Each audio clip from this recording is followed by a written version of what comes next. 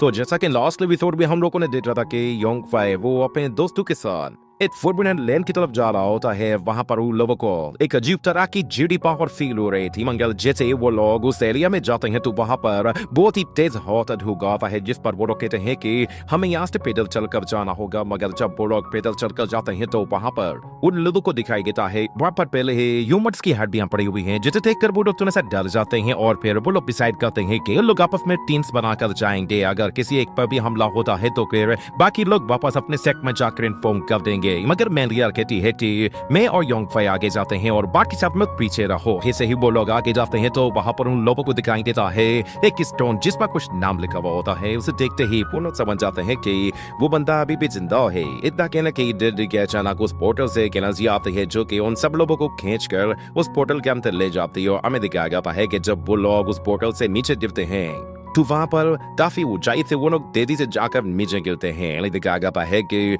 वो जगह एक एंशिएंट गुफा होती है और उन लोगों को वहां पर किसी की आवाज सुनाई देती है, जिस पर वो सब लोग सामने की तरफ देखते हैं। वहां पे मौजूद शख्स उन लोगों से कह रहा होता है कि पिछले हजारों सालों से यहाँ पर कोई भी नहीं आया और अगर कोई आया भी है तो ये कुछ कमजोर से लोग आए हैं। मुझे लगता था कि शायद यहाँ पर गोयाम गोड आए था, मतलब तुम सारे ही लोग मोर्टल्स। उस शख्स को वहां पर देख कर उन लोगों के होश उड़ जाते हैं क्योंकि वो साइज में बहुत ही ज्यादा बड़ा होता है और उसकी बॉडी में हमें कुछ अजीब तरह के विंग्स दिखाई देते हैं। उनमें से 2 विंग्स व्हाइट होते हैं और 2 बिल्कुल ब्लैक होते हैं। उस शख्स को देखने के बाद फिर यहाँ पर योनसेल से कहता है कि हजारों साल दोपहर झपकते ही गुजर गए, मगर तुम क्या पे किसका इंतजार कर रहे हो? योंग फाई को उस तरह उसकी लैंग्वेज में बात करते देखकर वो शख्स थोड़ा सा चौंक जाता है और कहता है कि इतने लंबे टाइम के बाद भी आज भी कोई शख्स ऐसा है जो कि एंशिएंट लैंग्वेज बोल सकता है। मगर योंग फाई से कहता है कि प्लीज मुझे बताओ कि आखिर 10,000 साल पहले क्या हुआ था। अचानक से ऑर्डर डीमंस वो जो कि खुद को इमोर्टल्स कहते थे वो अचानक से कहीं गायब हो गए। आखिर वहां पर हुआ क्या था? मैंडलिया जब उसे एंशिएंट लैंग्वेज बोलते हुए देखती है योंग फाई पर शक होने लगता है और दूसरी तरफ योंग फाई कहता है कि मुझे बताओ कि आखिर गॉड्स और डीमंस से ट्रिक किसने बनाई है। ये सुनते ही वो बंदा कहता है कि 10,000 साल पहले जो कुछ भी हुआ है मुझसे उसके बारे में मत पूछो, मैं नहीं जानता, मुझे कुछ भी याद नहीं आ रहा। इतना कहते हुए वो अपने दिमाग पर जोर लाता है तो उसके सर में दर्द होने लगता है, उसे कुछ भी याद नहीं आ और वो फिर जोर जोर से चिल्लाना शुरू कर देता है और कहता है कि आखिर 10,000 साल पहले हुआ क्या है जो मुझे याद नहीं आ रहा। मुझे आप बताएगा कौन के मेरे पास में क्या हो चुका है और मुझे मेरी आइडेंटिटी के बारे में कौन बताएगा कि मैं रियल में हूँ क्या? उसके चिल्लाने की आवाज इतनी ज्यादा तेज होती है और इतनी पावरफुल होती है कि वहां पर मौजूद फाहिन लोग उसकी आवाज की वजह से बेहोश हो जाते हैं। यहाँ तक कि योंग फाई भी उस आवाज को ज्यादा देर बर्दाश्त नहीं कर पाता और बेहोश हो जाता है। मगर जब कुछ देर के बाद उन लोगों को होश आता है तो वो बंदा अभी उन लोगों के सामने ही बैठा हुआ होता है और उन लोगों से कहता है कि मैंने अपनी पुरानी मेमोरीज को इरेज कर दिया है। जिस टाइम की बात कर रहे हो वो मेमोरीज अब मेरे पास नहीं है। ये मुझसे अब दोबारा ये मत पूछना कि 10,000 साल पहले क्या हुआ था, क्योंकि मुझे जब भी पुरानी मेमोरीज याद करनी होती है तो मैं आउट ऑफ कंट्रोल हो जाता है और मैं बिल्कुल आगा सा होने लगता हूँ और हर चीज को डिस्ट्रॉय कर देता हूँ। तुम शुक्र करो कि इस बात मैंने खुद को कंट्रोल कर लिया है। ने वक्त गुजरते गुजरते अपने आप से कंट्रोल खोता जा रहा हूँ। अगर तुम लोग उस वक्त आए होते जब मैं पूरी तरफ आउट ऑफ कंट्रोल था तो शायद तुम में से कोई भी नहीं बच पाता, भले ही तुम में से कोई शख्स कोई गॉड या फिर इमोर्टल ही क्यों ना हो। मेरे सामने उस वक्त कोई भी नहीं बच पाता, मगर क्योंकि अब तुम लोग यहाँ पर आ ही गए हो तो फिर अब तुम लोगों को रूल्स को फॉलो करना ही होगा। कहने के साथ ही वो वहां पर अपनी एक powerful technique west haven boundary को यूज करते हुए एक अजीब तरह का इल्यूजन क्रिएट करता है और हम सब लोगों को हानो परुखा कारों ने एक सीक्रेट रियलम में बंद कर देता है, जिसमें वो लोग एक इल्यूजन के अंदर चले जाते हैं और वो बोरियर उन लोगों से कहता है कि तुम में से जो भी शख्स अपने हार्ट को कंट्रोल कर सकता है वही यहाँ से जिंदा जा सकता है। जब योंग फाई उस इल्यूजन को देखता है तो वो कहता है कि ये तो वेस्टर्न हेवन इल्यूजन है, मगर वो बोरियर उन लोगों से कह रहा होता है कि ये इल्यूजन तुम्हारा छोटा सा टेस्ट है। तुम लोग जो कुछ देख रहे हो या जो तुम्हें सुनाई दे रहा है वो असल में तुम्हारे अपने ही दिल में मौजूद है।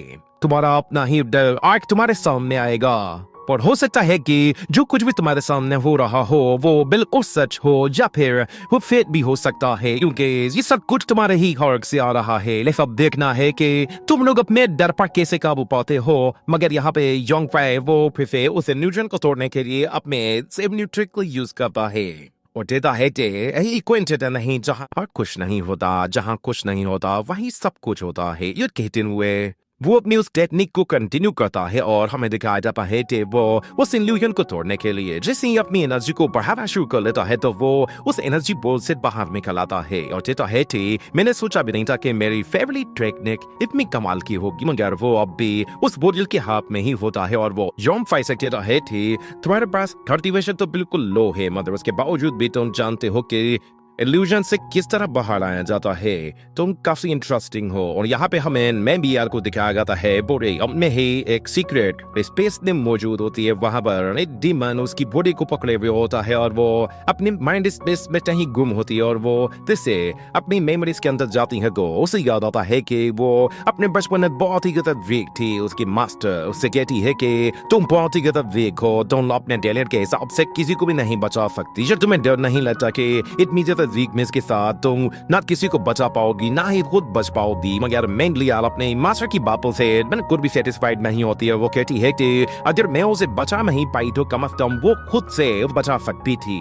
ये कहते हुए वो अपनी ही मास्टर पर अपनी डेडबू स्टिक के साथ हमला करना शुरू कर देती है, मगर वो एक भी अटैक नहीं कर पाती। उसकी मास्टर उसके सारा ही अटैक आसानी से ब्लॉक कर देती है और सोचती है कि तुम्हें रूथलेस वे को समझना ही होगा, तुम्हें अपने आप के बारे में नहीं सोचना, अपने सेल्फ इमोशंस को हमेशा से कंट्रोल करना है। ये कहते हुए वो उसे उनका वहां से पीछे देख लेती है और उससे कहती है कि तुम्हारा दिल एक पत्थर जैसा होना चाहिए तले तुम अपने इमोशंस पर अच्छी तरह से कंट्रोल कर सकती हो।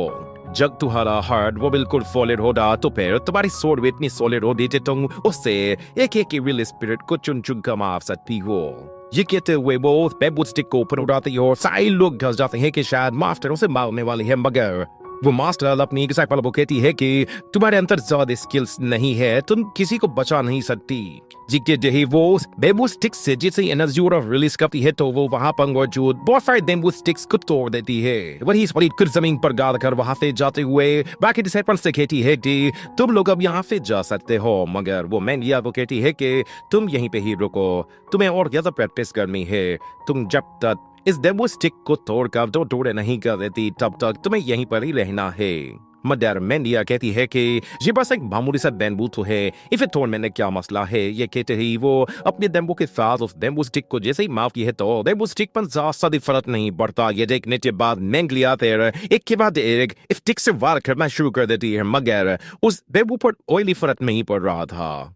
वहां पर मैंगियार को पूरा दिन गुजर जाता है, मगर वो अभी भी उस स्टिक को तोड़ तक नहीं पाई थी। पर फिर एक टाइम ऐसा आता है कि वो उससे ने जैसे ही उस पर बात करती है तो वो उसके काट कर दो टुकड़े कर देती है, मगर यहाँ पर उसकी बहुत ज्यादा एनर्जी कंज्यूम हो चुकी होती है और वो काफी ज्यादा थक भी चुकी थी, तो इसीलिए उसे चक्कर आते हैं और वो वहीं पर ही नीचे गिर कर बेहोश हो जाती है। मगर हर दिखाया जाता है कि वहां पर जब उसे एक लड़की उठाने के लिए आती है तो मैं भी आके खोल कर देखती है वो उसके अपने ही दोस्त है, मगर वो लड़की मैंग्रिया को कहती है कि वो जल्दी करो, एविल स्पिरिट्स ने हमला कर दिया है और वो चारों तरफ हिल गई हैं। ये कहने के बाद वो लोग वहां से जाते हैं और वहां पर फिल्म में बहुत सारे विंड वॉरियर्स आ गए थे जो कि हर तरफ तबाही मचा रहे थे। वहां पे मौजूद जितनी भी अलियां होती हैं वो सारी की सारी उन्हें विंड वॉरियर्स के हाथों मारी जाती हैं। जो देखकर वो छोटी बच्चियां बहुत ज्यादा डर जाती हैं, उन्हें लगा कि शायद बहुत जल्द लोग भी वहां पर मारी जाएंगी। उनमें से एक लड़की तो अपना मुंह छुपा दे रही रोने बैठ जाती है और बाकी लड़कियां उस नजारा देख कर रो रही होती है, मगर यहाँ पर मैंडलियर अभी भी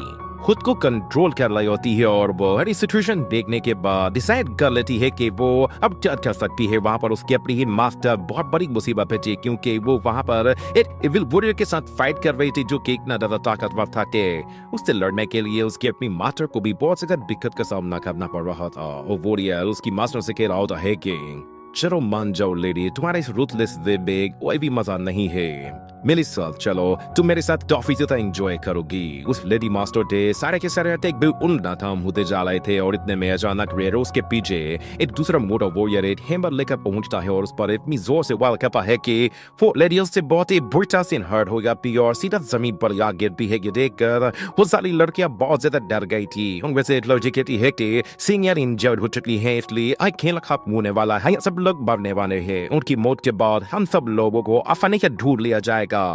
और तेरे दूसरी लड़के कहती है कि हम लोगों को यहाँ से भाग जाना चाहिए वरना हम सब लोग यहाँ पर बहुत ही आसानी से पकड़े जा सकते हैं। मगर वहाँ पर वो लोग कहते हैं कि मेमली हैव टू सोर्ड लेकर आ रही है। इस पर बाजी नटो से कहती है तुम आखिर क्या करने वाली हो। तो मैंगिया कहती है करना क्या है, मुझे अपनी सिंगर सिस्टर की जाकर हेल्प करनी होगी टूटे, उसे हमारी हेल्प की जरूरत है। मुझे को लड़ते कहती है कि ये तो बस आज ही हमारे सेट में आई है और ये बिल्कुल बेकार लड़की है, आखिर ये हमारी सीनियर सिस्टर के लिए स्टैंड कैसे ले सकती है।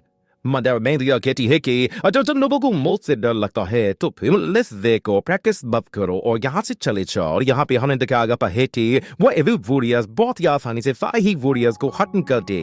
उस लेबी से टेल होते हैं कि तुम्हारा ये टेंट इफेक्ट तो बहुत ही ज्यादा वीक है, मुझे लगा था कि शायद कुछ कम मजा आएगा मगर यहाँ पे इन लोगों को मारना तो बिल्कुल मक्खी को मारना जैसा था। उसके बाद उन्होंने से एक गंजा वॉरियर उस लेडी से कहता है अब तुम्हारी जिंदगी मेरे हाथ में है, अगर तुम चाहो दी तो मैं तुम पर तरफ छाऊंगा। ये कहते हुए वो जैसे ही आगे बढ़ता है तो वो लेडी उस पर पीछे से अपने स्पिरिचुअल वेपन्स के साथ हमला करती है। तो वो विंगपोरियन उन वेपन्स को देखते ही फौरन से उन्हें डॉज करके वहां से पीछे हट जाता है और बहुत ही आसानी से ब्लॉक करते हुए उन्हें वहां से फिर से दूर का फेंकता है। ये देखकर वो लड़की भी हैरान हो जाती है। मगर एक दिन फिर वहां पर मैंडलिया आती है और वो कहती है कि सीनियर सिस्टर मैं यहाँ पे आपकी हेल्प के लिए आई हूँ। मैंडलिया अपनी बाकी की दोस्तों को लेकर पहुंच के कि मगर गच्चा वॉरियर कहता है कि अरे ये क्या लगता है कि ये छोटी छोटी मछलियां जाल से निकल गएगी। वो कहता हमें दिखाया जाता है उन छोटी बच्चों की वो मास्टर तो वहां से फौरन से भागने की कोशिश करती है, जिस पर वो एवरी हफ्ते वे उन बच्चों का मजाक उड़ाते हैं और कहते हैं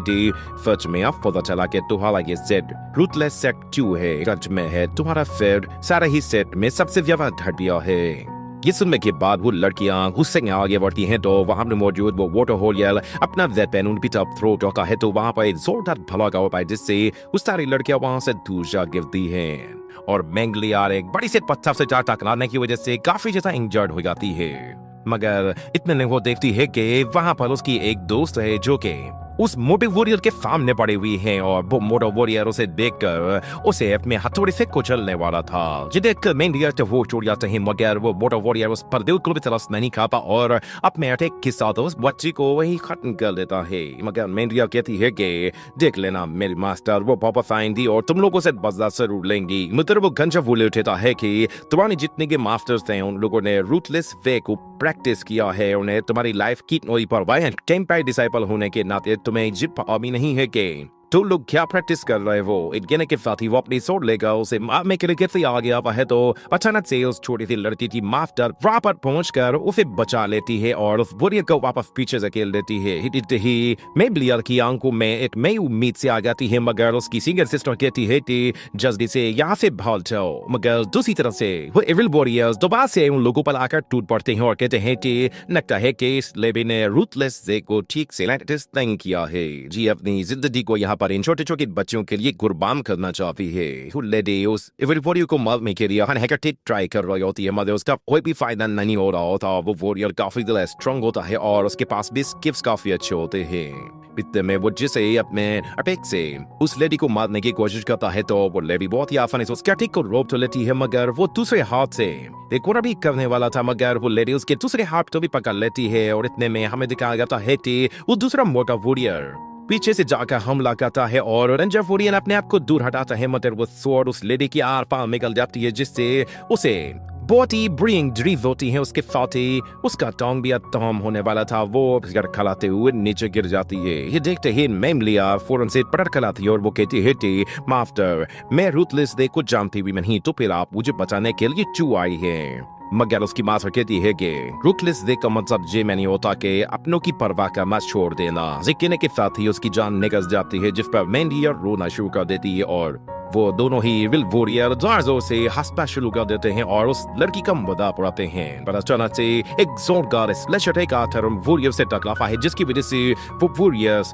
उस अटैक से टकराकर वहीं पर लाख से नीचे गिरते हैं और वहीं डेड हो जाते हैं। और हमें दिखाया जाता है वहां पर एक जैक स्टैचू के ऊपर एक और लेडी खड़ी हुई होती है जो कि फन पे एंटाई सेट की ग्रैंड मास्टर लशीर ने हमें दिखाया गया है कि वो ग्रैंड मास्टर वहां पे एक लड़की वांडलिन से कहती है कि तुमने रूथलेस डे को काफी अच्छी से समझ लिया है, इसलिए तुम अब आगे जा सकती हो और जाकर अपने ट्रेनिंग कंटिन्यू कर सकती हो। ये सुनकर वांडलिन काफी ज्यादा खुश होती है और अपनी मास्टर को थैंक्स देकर वहां से चली जाती है। मगर जहां पर बात मैंगलिया होती है तो उसकी मास्टर उससे कहती है कि मैंगलिया, जब तो वे वांडलिन ने मतलब किरी कहा था तो तुमने उसकी मदद क्यों नहीं की? तुम जानती हो ना कि हमें अपने इमोशंस से काम नहीं लेना है। अगर हम लोग अपने इमोशंस को अपने आप को कंट्रोल करने देंगे तो फिर हमारे इमोशंस हमारे एविलनेस को हमारे ऊपर हावी कर देंगे। अगर ये एविलनेस बढ़ गई तो फिर हम लोग ट्रू वे को खो देंगे और हमारे सेक्ट का फिर कोई फायदा नहीं होगा। किले को भी नहीं बचा सकती, ना किसी की हेल्प कर सकती हो, क्योंकि तुम्हें रूथलेस देख के बारे में कुछ भी नहीं मालूम। हमारी मास्टर का तुम्हें बचाना भी एक बड़ी बेवकूफी है। तुम बस इमोशन से घिरी हुई हो। मुझे लगता है कि आगे चलकर तुम हमारे सेट को बहुत ज्यादा नुकसान पहुंचा सकती हो। क्या तुम्हें इन लोगों को मारने से डर लगता है? तो फिर मेडिया कहती है नहीं। लूफ की मास्टर कहती है बताओ तो फिर तुम्हारी प्रॉब्लम क्या है? जिस पर वो अपनी मास्टर को बताती है कि मुझे सिर्फ एक चीज से नफरत है और वो है मिली वीकनेस। इफ सुनकर उसकी माफ कहती लेते तुम्हारी मास्टर में बिला वजह में ही अपनी जान गवा दी। उसे वहां से भाग जाना चाहिए था और वो वहां से भाग भी जाती, मगर तुम अगर वहां पर बीच में ना आती तो शायद उसकी जान बढ़ जाती और तुम सब लोग भी वहां फ्लिप हो जाते। मगर तुमने ना सिर्फ अपनी गलती से अपनी जान को खतरे में डाला बल्कि बाकी लड़कियों की जान को भी खतरे में डाल दिया। अगर तुम उन्हें वहां पर लेकर नहीं जाती तो वो सारी लड़कियां बच जाती, क्योंकि जिस रूम में तुम लोग मौजूद थे वो एक सीक्रेट रूम था। वहां तक पहुंचने में उन लोगों को काफी ज्यादा टाइम लग जाता और तब तक मैं पहुंच भी जाती। मैं तुम्हें एक और चांस दे रही हूँ, मुझे बताओ थे अगर तुम सेम सिचुएशन में दोबारा से फंस जाती हो तो तुम क्या करोगी? मैंगलिया कहती है कि मैं फिर भी वही करूंगी जो मैंने अब किया है। मगर यहाँ पर बात लेट्स डू करने की है तो लेट्स डू करना बिल्कुल सही था, मगर जहाँ तक बात डिले करनी चाहिए तो वो बिल्कुल सही है। यहाँ पर सिर्फ कमजोर लोगों को मोहरों की तरह इस्तेमाल किया जाता है ताकि वो लोग उन मोहरों को इवन वॉरियर्स की भेंट चला दे, ताकि वो लोग सही मौका आने पर अपना अटैक कर सके। एक इविल वे है।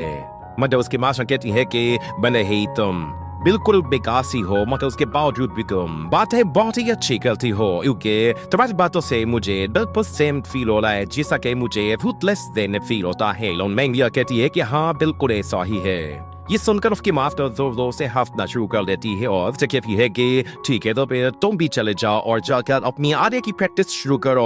ये सुनकर मैंगलिया अपनी मास्टर को थैंक यू कहती है और फिर उसकी मास्टर कहती है कि तुम इनर कोर्टयार्ड में अब मेरे साथ प्रैक्टिस करोगी, मगर एक बात याद रखना तेरे अगले 10 साल के बाद हमारा इनर सेट एक नई सेंट को चूज करेगा, चूंकि मेरी पेंटाई एकेडमी के एक मिशन को चुनेगा और वो मिशन एक एविल एंसेस्टर को सील करने का है। वो एविल एंसेस्टर एक चिन फैमिली में पैदा होगा। अगर इस मरतबा उसने 6 एविल पाथ को यूनिफाइड कर दिया तो फिर उसे रोकना नामुमकिन हो जाएगा। मगर हमारे लिए खुशकिस्मती की बात यह है कि हमारे एंसेस्टर एंटाई ने उसे पहले ही सप्रेस कर दिया था, जिसकी वजह से बहुत ज्यादा वीक हो चुकी है। अगर वो एविल एंसेस्टर दोबारा से अपीयर होता है तो फिर हमारा स्टेक बिल्कुल डिस्ट्रॉय हो जाएगा। यहाँ पे हमें दिखाया जाता है कि वो एविल एंसेस्टर कोई और नहीं बल्कि असल में जोंगफाई ही होता है और वो असल में मैगलियर के मेमोरीज को देख रहा होता है और साथ में वो जैक वॉरियर वो सारा इल्यूजन देख रहा होता है जो कि उसने मैगलियर के माइंड में क्लियर हो रहा था। और फिर वो जोंगफाई से कहता है कि चलो तुम भी जाकर किसी का इल्यूजन देख सकते हो। ये कहते ही वो मैगलियर के इल्यूजन से थ्रो कर लेता है। तो मैं जोंगफाई कहता है वहाँ पर एक एविल एंसेस्टर है जिसमें मैगलियर को पकड़ा हुआ है, उसमें उसके फेट को पूरी तरह से बर्बाद कर दिया है। मगर जोंगफाई कहता है इस लड़की का ये इल्यूजन तो सच में बहुत ही खतरनाक है, ऐसा लगे नहीं हटे या फिर कुछ भी बिल्कुल फेक हो सकता है। मगर यहाँ पर मैंगलियर वो उस एविल एंसेस्टर से कहती है कि क्या तुम ही हो जिसने मेरे सेक्ट को बर्बाद किया है और इन सबको मारा है। ये सुनकर वो एविल एंसेस्टर हंसना शुरू कर देता है और कहता है कि क्या तुम्हारे और मास्टर्स ने तुम्हें मेरे बारे में बताया नहीं कहा? तुम्हें मुझे उसी वक्त सील कर देना चाहिए था ताकि तुम अपने रूथलेस वे को आगे बढ़ा सको, मगर तुमने अपनी सेल्फिशनेस को एक साइड पे लग दिया और अपनी इनल्यूजियस थॉट्स को भी बिल्कुल इग्नोर कर दिया है। एक मतलब तुम्हारे ये थॉट्स और लानी कल्टीवेशन ब्रेक डाउन हो जाए तो फिर मैं कभी भी बाहर आ सकता हूँ। ये किले के साथ वो एक जायंट हैंड के साथ उसकी मास्टर को उसके बिल्कुल सामने ले आता है। उसकी मास्टर बेर मेंडिया से कहती है आखिर तुम कब सीखो कि तुम बार बार वही गज की दोहरा रही हो। मगर वहां पे मौजूद वो एविल सिस्टर अपने उस जाइंट हैंड के साथ इतना जोर से पुश करता है कि वो उस लेडी एंड सिस्टर की हड्डी पसली तक तोड़ कर लग देता है और उसी के साथ उसका टाम तमाम हो जाता है। और वो एंड सिस्टर बेर मेंडिया से कहता है मैंने तुम्हें पहले ही कहा था कि तुम्हारे इमोशंस तुम्हारे सबसे बड़े दुश्मन हैं, मगर तुम अपने एक्सपीरियंस के जरिए इस वर्ल्ड की कंफ्यूजन को दूर करना चाहती थी ताकि तुम इस दुनिया की हकीकत को जान सको। अब क्या हो गया है, क्या अब तुम्हारे पास कोई ऑप्शन मौजूद है? हमारा वो ट्रू पाथ जिसमें तुम्हें एक रूथलेस पर्सन बनना था, तुमने उसे छोड़ दिया। मुझे रोकने के लिए सिर्फ एक ही रास्ता था कि तुम्हें एक रूथलेस सैंक बनना था। कहने की ही देर थी कि अचानक से मेंगलियार के माइंड में कोई चीज क्लिक होती है और हमें उसके माइंड स्पेस में दिखाया जाता है कि उसकी एविल स्पिरिट उसकी बॉडी के अंदर ही पैदा हो जाती है और वो मेंगलियार से कहती है कि दुनिया में हर जगह तबाही मची हुई है और इस वक्त तुम्हें मेरे सहारे की जरूरत है। तुम अगर वाकई में मुझे अपना लेती हो तो फिर तुम पूरी दुनिया को बचा सकती हो। तुम्हें दुनिया को वो बनकर दिखाना है जो तुम हो, ना कि तुम्हें वो बनना है जो कि तुम हो ही नहीं। ये कहते हुए वो इविल स्पिरिट मेंगलियार की बॉडी के अंदर चल जाती है और फिर आहिस्ता आहिस्ता अपनी पावर के जरिए उसे सपोर्ट भी करती है और उसकी बॉडी पर अपना कंट्रोल भी लेने लगती है।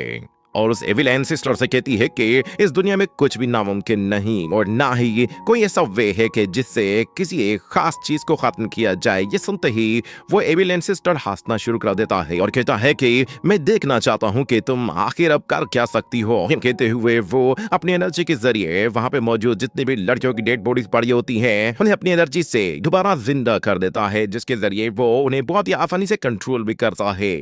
देखकर जोंगफाई भी हैरान हो जाता है और यहाँ पर मेंगलिया की अपनी ही दोस्त उसके अगेंस्ट खड़ी हो गई थी और मेंगलिया कहती है कि पास में जो कुछ भी हुआ है वो भाड़ में जाए। ये कहने के साथ वो अपनी सोड लेकर अगर से अपनी सेक्ट मेंबर्स को मार रही होती है, मगर अचानक से हम देखते हैं कि वो लड़कियां फाइम में कन्वर्ट हो जाती हैं, जिस पर योंगफाई हैरान हो जाता है कि आखिर मेंगलिया ये क्या कर रही है। वहां पर उसे चेंशी भी दिखाई देती है जो कि असल में योंगफाई के ऊपर बैठकर रो रही होती है, मगर मेंगलियार वो उस लड़की को भी नहीं बख्शती और अपनी सोड के साथ उसे भी मार देती है। ये देखते ही योंगफाई आगे बढ़ने लगता है, मगर उस एंशिएंट गुफा में मौजूद वो वॉरियर योंगफाई को रोकता है और कहता है कि तुम यहाँ पर दखल नहीं दे सकते। और यहाँ पर मेंगलियार चेंशी को भी अपनी सोड के साथ कत्ल कर देती है।